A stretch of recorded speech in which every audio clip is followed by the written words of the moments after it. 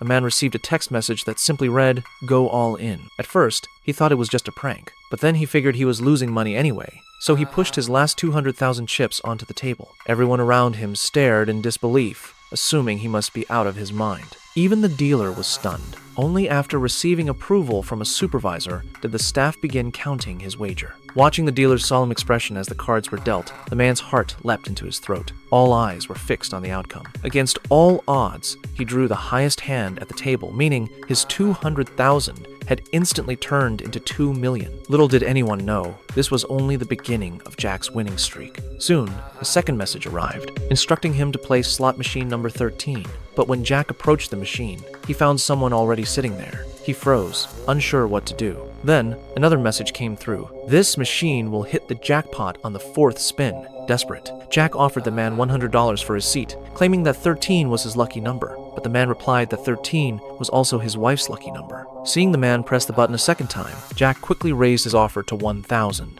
Still, the man wouldn't budge. Left with no choice, Jack went up to 5,000, and finally, the man walked away. Little did that man know, this decision would haunt him for the rest of his life. Casino security had noticed their exchange and began monitoring Jack's every move. The moment he pressed the button, the reels began to spin, and incredibly, he hit the $1 million jackpot. However, the surveillance team had observed that Jack had been glued to his phone ever since entering the casino.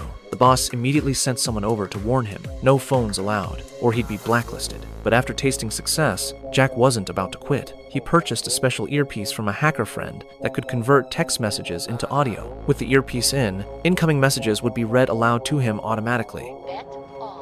With everything in place, Jack strolled back into the casino with confidence. What he didn't realize was that the boss was already watching him on the monitors. Just then, his phone alerted him that the biggest machine in the house was about to hit the grand prize. Without hesitation, he walked straight toward it, ready to strike gold once again.